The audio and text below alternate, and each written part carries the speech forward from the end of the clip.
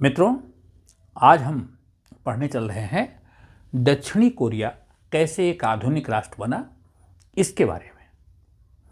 इसके पूर्व के वीडियो में आपने देखा था कि 1948 में कोरिया का विभाजन हो गया, उत्तरी कोरिया और दक्षिणी कोरिया। दक्षिणी कोरिया में पूंजीवादी व्यवस्था स्थापित हुई थी, लोकतांत्रिक सरकार की स्थापना हुई थी। दक्षिणी कोरिया को एक गणराज्य के रूप में स्थापित करने में संयुक्त राज्य अमेरिका की एक बड़ी भूमिका थी। तो दक्षिणी कोरिया का जो मददगार देश था वो यूएसए, और यहाँ पर जो सरकार स्थापित हुई थी सिंगमन री के नेतृत्व में।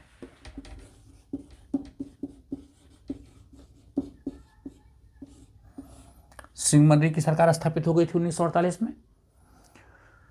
दक्षिणी कोरिया और उत्तरी कोरिया का जब विभाजन हुआ तो मैंने पूर्व के वीडियो में भी चर्चा किया था कि यह विभाजन बड़ा अनइक्वल था और दक्षिणी कोरिया में घनी आबादी का क्षेत्र था, जबकि उत्तरी कोरिया में जितने भी इंडस्ट्रियल सेक्टर था वो उत्तरी कोरिया में स्थापित था।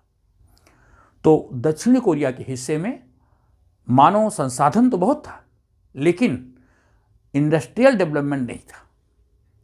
ना ऐसे विद्युत संयंत्र थे, ना ऐसे कल कारखाने थे। घनी आबादी की जो चुनौतियां थी, लोगों को भरपेट भोजन देना ही एक बड़ी चुनौती थी, उनको काम देना एक चुनौती थी। स्किल लेबर तो थे। दक्षिणी कोरिया का एक बड़ा प्लस पॉइंट था कि उनके पास प्रशिक्षित लोग थे, मानव संसाधन उनका बहुत शिक्षित था, अनुशासित था, लेकिन उनको काम कहाँ दिया जाए। कल कारखाने दक्षिण कोरिया में कम थे, विद्युत संयंत्र नहीं थे। अगर कल कारखानों की स्थापना भी की जाए तो पहले विद्युत संयंत्रों की स्थापना जरूरी थी, और इस सब के लिए पैसा चाहिए था। विभाजन भी हुआ, विभाजन के बाद लंबे समय तक 3 सालों तक युद्ध चला।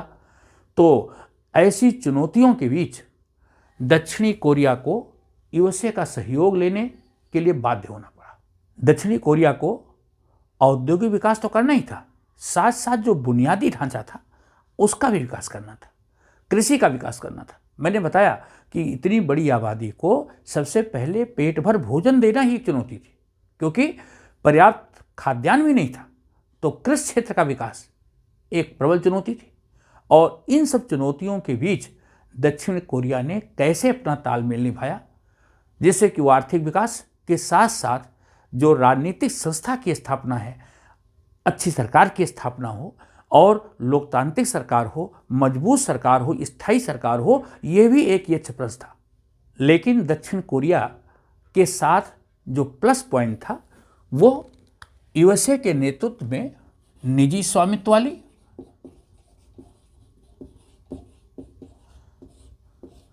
पूंजीवादी अर्थव्यवस्था स्थापित हुई। दूसरा, प्रशिक्षित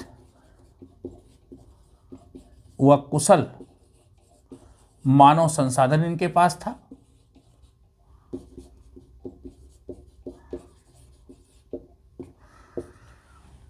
दक्षिणी कोरिया के जो पूंजीपति थे उनमें और राजनेताओं में बहुत घनिष्ठ संबंध था, जो अर्थव्यवस्था के विकास के लिए बहुत सहायक हुआ। तो पूंजीपतियों व राजनेताओं में घनिष्ठ संबंध ये अर्थव्यवस्था के विकास के लिए एक बड़ा सहायक था। यहाँ का जो मानव संसाधन था वो कुशल और प्रशिक्षित तो था ही, एक और बड़ी बेहतरी थी इसमें अनुशासित मानव संसाधन, अनुशासित श्रम बल। ये दक्षिणी कोरिया के लिए एक बहुत प्लस पॉइंट था, और इसी वजह से अर्थव्यवस्था का तेजी से विकास फिर से प्रारंभ हो गया। ओके, अब इन तत्वों के साथ हम राजनीतिक विकास को भी देखेंगे कि कैसे वहाँ की राजनीतिक यात्रा चालू हुई, सरकारों की स्थापना कैसे हुई, कौन से राष्ट्रपति हुए, और उन्होंने कैसी नीतियाँ अपनाई जिससे कि अर्थव्यवस्था का विकास हो और कोरिया एक आधुनिक राष्ट्र के रूप में स्थापित हो सके। तो सिंगमनरी की सरकार बन गई 1948 में। ओके, सिंगमनरी ने संविधान में संशोधन करके 1952 और 1956 में 2 बार अपनी सरकार बनाने में फिर से सफलता प्राप्त कर ली। तो लगातार ये 3 टेन्योर राष्ट्रपति के रूप में रहे। 1960 में, अप्रैल 1960 में नए चुनाव होने थे। इन्होंने इन जो टेन्योर को पूरा किया था वो संविधान में गलत तरीके से अवैध संशोधन करके सफलता प्राप्त की थी। इसकी वजह से कोरियाई लोगों में इस लोकतांत्रिक सरकार के विरुद्ध आक्रोश था। जब अप्रैल 60 में फिर से नए इलेक्शन होने हुए तो वहां के नागरिकों ने सिंगमनरी के खिलाफ आंदोलन कर दिया। इसको अप्रैल आंदोलन के नाम से भी जानते हैं, अप्रैल आंदोलन। और यह आंदोलन इतना सशक्त था जिसमें कि नागरिक और छात्र दोनों शामिल थे। इसकी वजह से सिंगमनरी को इस्तीफा देना पड़ा। तो अप्रैल आंदोलन के कारण सिंगमनरी की सरकार समाप्त हो गई। आंदोलनकारी जो नागरिक अधिकार आंदोलन के रूप में था, उनका सारा गुस्सा अब निकल गया।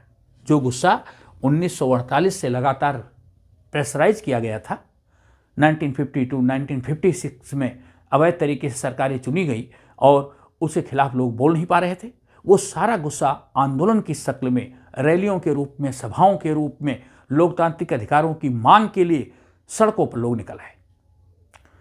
छात्रों की, नागरिकों की एक नई लोकतांत्रिक सरकार का गठन हुआ। लेकिन वो जो राजनयिक सुधार के लोग थे, उनमें आपस में समन्वय नहीं था। परस्पर फूट थी आपसी कलह की वजह से, और उनकी फूट की वजह से जो सुधारवादी लोग थे या जो विद्यार्थी थे जो आंदोलन को दिशा दे रहे थे, उनमें बात बनी नहीं। तो जो लोकतांत्रिक सरकार थी उसमें कार्यक्रम की सुनिश्चितता नहीं थी और कोई कोऑर्डिनेशन आपस में नहीं था। और यह लोकतांत्रिक सरकार आंतरिक विभाजन और संघर्ष की वजह से विफल हो गई। वो स्थायी सरकार जो नागरिकों की डिमांड थी उसको पूरा नहीं कर सकी। सेना का समर्थन भी इसे प्राप्त नहीं था।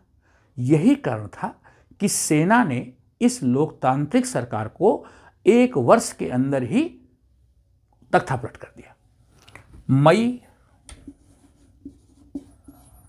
1961 को जो लोकतांत्रिक सरकार स्थापित हुई थी,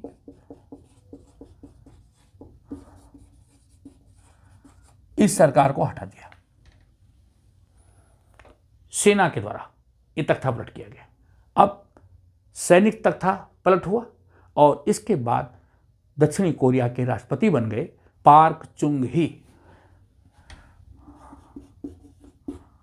पार्क चुंग ही इन्होंने तख्तापलट करके राष्ट्रपति का पद प्राप्त कर लिया और मई 1961 में 1961 में ये राष्ट्रपति बन गए और इन्होंने अपने आप को अक्टूबर 1963 में अप्रत्यक्ष रूप से निर्वाचित राष्ट्रपति के रूप में स्थापित कर दिया।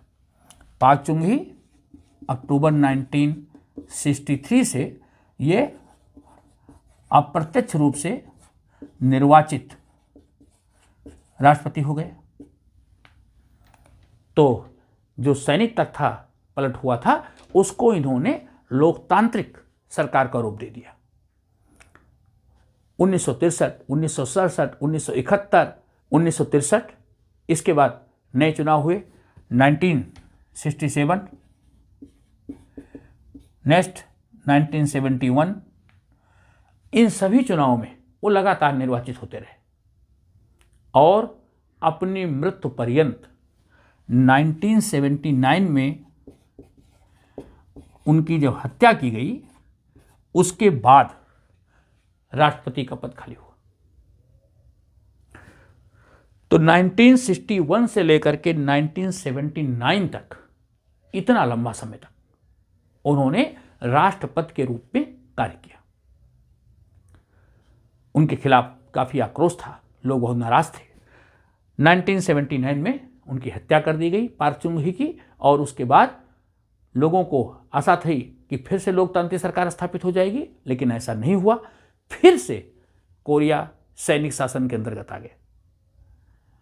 अब जो ये समय है 1961 से लेकर के 79 का, अगर इसको देखा जाए तो कोरिया के मुख्य विकास का समय है। कोरिया में बहुत तेजी से डेवलपमेंट हुए। भले पार्क चुंग ही की सैनिक सरकार थी या अवैध तरीके से वो शासन करते रहे, लेकिन उन्होंने कोरिया के विकास को एक बिल्कुल नया आयाम दिया। अगर इसको कहा जाए कि कोरिया का विकास का स्वर्णिम काल था तो गलत नहीं होगा। अब आइए देखते हैं कि पार्क चुंग ही के नेतृत्व में अर्थव्यवस्था का कैसे विकास हुआ। इसको देखिए, 1960 का दशक कोरिया में अभूतपूर्व आर्थिक विकास का युग था। पार्क चुंग ही की सरकार ने जो अपनी पॉलिसी बनाई, पहले कोरिया की सरकार की जो पॉलिसी थी, आयात प्रतिस्थापन प्रौद्योगिकी की नीति थी। ज़्यादातर सामान आयात होता था। अब सरकार ने अपनी पॉलिसी को चेंज कर दिया, निर्यातोन्मुख ऐसी पॉलिसी बनाई जिससे ज़्यादा से ज़्यादा सामान निर्यात किया जाए, और निर्यात करने के लिए इंडस्ट्रियल सेक्टर का डेवलपमेंट होना था। तो पार्क चुंग ही के नेतृत्व में जो सरकार बनी, उसने किस चीज़ पर फोकस किया? ज़्यादा से ज़्यादा इंडस्ट्रियल डेवलपमेंट पे। तो उद्योगों का विकास, जो उद्योग हैं उनका विकास, और निर्यात पर, उद्योगों का विकास किया जाए, निर्यात पर बल दिया जाए। अब निर्यात के लिए ऐसे सामान बनाए जाएं जिनकी विदेशों में डिमांड हो, विदेशी बाजारों में उसकी खपत हो। तो इन्होंने ऐसे वस्तुओं का विकास किया जैसे कपड़ा उद्योग,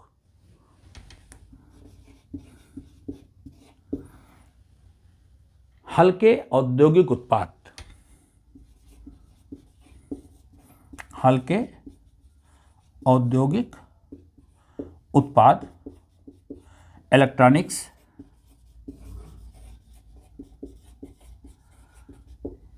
इसके ऊपर बल दिया, वस्त्र उद्योग पर बल दिया, हल्के औद्योगिक उत्पादों पर दिया, इलेक्ट्रॉनिक्स पर दिया, अलोह धातुएं, ऐसे उद्योग जो अलोह धातुओं से निर्भर थे, अलोह धातुओं के ऊपर बल दिया। इस्पात, मशीनरी, जहाज निर्माण, इन पर बल दिया। इस्पात के उत्पादन, जहाज निर्माण,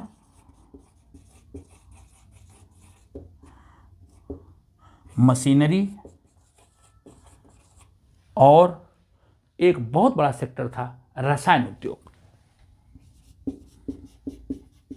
जो पेट्रोलियम पर निर्भर था। तो इन चीज़ों को इन्होंने डेवलप किया, और इन चीज़ों का निर्यात भारी मात्रा में होने लगा। दक्षिणी कोरिया को एक बड़ी सफलता मिल रही थी। यहाँ के जो उद्योगपति थे वो बहुत आक्रामक, बहुत ही प्रतिस्पर्धी नीति अपनाते थे। राजनेताओं का सहयोग उनको था ही। मैंने पहले बताया कि उनका ये सबल पक्ष था। प्रशिक्षित मानव संसाधन उनके पास थे, बहुत कुशल ट्रेंड वर्कर्स थे जो अनुशासित थे। राजनेताओं और पूंजीपतियों के बीच बढ़िया गठजोड़ था।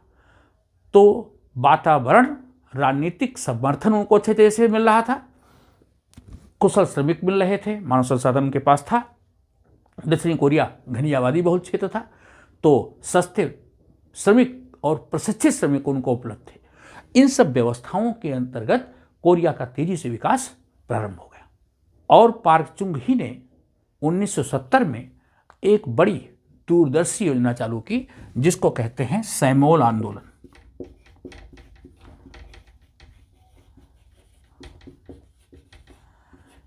सैमोल, सैमोल का अर्थ होता है नया गांव। अभी जैसे अपने देश में आप देखिए, मोदी जी की योजना है 1 डिस्ट्रिक्ट 1 प्रोडक्ट, और साथ साथ मानव संसाधन को शिक्षित करने के लिए, ऐसे हस्तशिल्प के विकास के लिए और नए स्टार्टअप के लिए वो विभिन्न प्रकार की योजनाएं चला रहे हैं। इसी प्रकार का कुछ सैमोल आंदोलन के अंतर्गत किया गया। लोगों को स्किलफुल बनाने के लिए, स्किल में ट्रेंड करने के लिए, गांवों के लोगों को सक्रिय करने के लिए, उनको अपनी समुदाय की जीवन शैली में बदलाव लाने के लिए, अपने आप को सशक्त बनाने के लिए उन्होंने नया गांव या सैमोल आंदोलन की शुरुआत की। गांव के लोगों को विभिन्न प्रकार के शिल्पों का, विभिन्न प्रकार के ट्रेड्स का प्रशिक्षण दिया गया और उनको अपने गांव में ही ऐसी चीज़ों का विकास करने के लिए प्रेरणा दी गई, उनको जागृत किया गया, उनको सक्रिय बनाया गया और उनको अपनी लाइफ स्टाइल, अपने समुदाय की लाइफ स्टाइल का डेवलपमेंट करना था, वस्तुओं का उत्पादन करना था, व्यापार का विकास करना था और साथ ही साथ ऐसे जो आसपास के औद्योगिक संयंत्र थे या जहाँ शहर थे वहाँ तक इस सैमोल आंदोलन को ले जाना था। सैमोल आंदोलन का विकास केवल गांव नहीं, गांव से शहर तक होना था, ये उन्होंने पॉलिसी बनाई। तो 1970 में गांव से विकास करते हुए शहर को उससे जोड़ना था, कनेक्ट करना था और इस समस्त आबादी को काम देने के लिए लोगों को प्रशिक्षण दिया गया और उनको ऐसे चीज़ों का विकास करने के लिए, ऐसे उत्पादों का विकास करने के लिए उनको भरपूर प्रेरणा और सहयोग दिया गया। ये था सैमोल आंदोलन। सैमोल आंदोलन का उद्देश्य केवल विभिन्न प्रकार की औद्योगिक वस्तुएं ही गाँव में बनाना था। औद्योगिक वस्तुओं के साथ साथ आपके गांव में कौन ऐसी कृषि फसलें पैदा होती हैं या कृषि को कैसे आधुनिक किया जाए, इसका भी विकास करना था। तो गांव के लोगों को हस्तशिल्प, साथ साथ औद्योगिक कृषि, उन्नत कृषि, इसका भी प्रशिक्षण दिया जा रहा था। तो कृषि के ऊपर और उद्योग दोनों का विकास गांव स्तर से किया जाए और उसको शहर तक जोड़ा जाए। ये सैमोल आंदोलन की शुरुआत 1970 में पार्क चुंग-ही के द्वारा की गई। पार्क चुंग-ही बहुत ही महत्वाकांक्षी थे। 1961 से उन्होंने राष्ट्रपति के रूप में कार्य करना चालू कर दिया था। शुरू में तख्तापलट के द्वारा आए थे, लेकिन बाद में उन्होंने अपने आप को निर्वाचित राष्ट्रपति के रूप में स्थापित कर दिया। तो अपनी महत्वाकांक्षा को पूरा करने के लिए उन्होंने एक बड़ा कदम उठाया और वो कदम था यूसिन संविधान का निर्माण।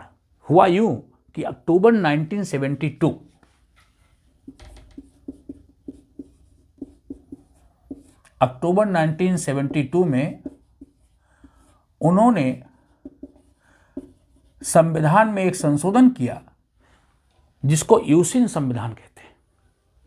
इस संविधान के द्वारा राष्ट्रपति को यह अधिकार प्राप्त हो गया कि वो संविधान के क्षेत्राधिकार का उल्लंघन कर सकता था और किसी भी नियम कानून को आपातकालीन नियम के अंतर्गत उस कानून को वो हटा सकता था या नया कानून बना सकता था। मतलब जो संविधान था उसके क्षेत्राधिकार से राष्ट्रपति बाहर हो गया, प्रशासन पर उसका पूरा नियंत्रण हो गया और आपातकालीन नियम के अंतर्गत वो किसी भी कानून को रद्द कर सकता था या नया नियम बना सकता था। सारी शक्ति राष्ट्रपति के हाथों में आ गई। संविधान को उसने इस प्रकार से मैनिपुलेट किया यूसिन संविधान के द्वारा कि सारी शक्तियां राष्ट्रपति के हाथ में आ गई। ये एक बहुत बड़ा कदम था और इसका बड़ा विरोध भी होना चालू हो गया। अगर इसे कहा जाए कि एक प्रकार से जो लोकतंत्र था, भले ही दिखावे के लिए था, लेकिन उस लोकतंत्र को कुछ समय के लिए निलंबित कर दिया गया। सारी शक्ति पार्क चुंग-ही के हाथों में आ गई। अच्छा, धीरे धीरे लोगों का आक्रोश बढ़ रहा था। इसी दौरान कुछ ऐसी परिस्थितियां हुई जिन्होंने इस आक्रोश को और गहरा दिया। हुआ क्या कि 1979 वह वर्ष है जो कोरिया के लिए बहुत चुनौती भरा वर्ष था। तेल संकट की वजह से आर्थिक संकट देश के सामने उपस्थित हो गया। हुआ क्या कि 1979 में बहुत भारी तेल संकट उत्पन्न हो गया और दक्षिण कोरिया के जो उद्योग थे वो तेल पर निर्भर थे, पेट्रोलियम पर, खास करके रसायन उद्योग। तो देश के सामने एक बड़ा आर्थिक संकट आ गया। आर्थिक संकट की वजह से जो राजनीतिक अस्थिरता थी वो और ज़्यादा बढ़ गई। तेल संकट का रासायनिक उद्योगों पर भी प्रभाव पड़ा। रसायन उद्योग बंद होने लगे, बेरोजगारी फैलने लगी, लोग परेशान होने लगे। आर्थिक अस्थिरता, राजनीतिक अस्थिरता, ऐसे समय में जो पार्क चुंग ही थे, इनका विरोध बहुत तेजी से हुआ और 1979 में इनकी हत्या कर दी गई। पार्क चुंग ही की हत्या के बाद फिर से नागरिकों को लगा कि देश में लोकतंत्र की सरकार अब स्थापित हो जाएगी, लेकिन ऐसा नहीं हुआ। दिसंबर 1979 से देश फिर एक ऐसी शासन व्यवस्था के अंतर्गत आ गया जो सैनिक व्यवस्था ही थी और पार्क चुंग ही के बाद जो नए सेनाध्यक्ष जो कि राष्ट्रपति बने वो थे चुंडू हवन। उनका नाम था चुंडू हवन।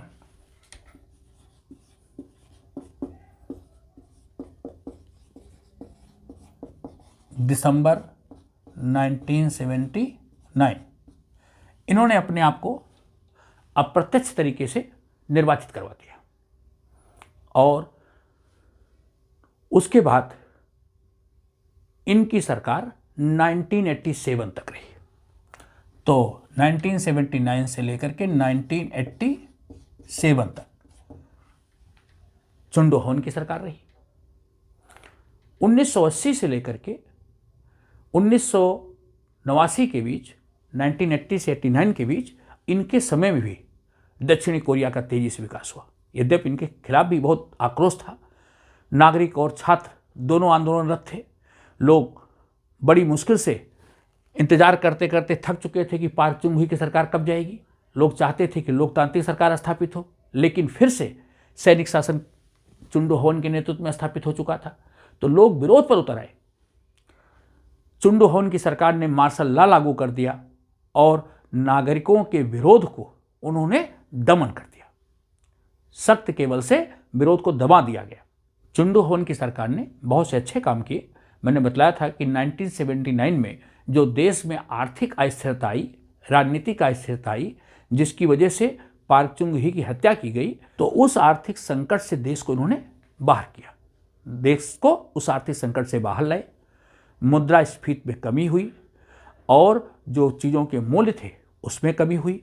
साथ ही साथ औद्योगिक विकास हुआ, शिक्षा का विकास इन्होंने किया, अर्थव्यवस्था का विकास, शिक्षा का विकास, मुद्रास्फीति में कमी, आर्थिक संकट से देश को बाहर लाने में सफल रहे और औद्योगिक विकास भी इस दौरान 80 से लेकर के 87 के बीच तेजी से हुआ।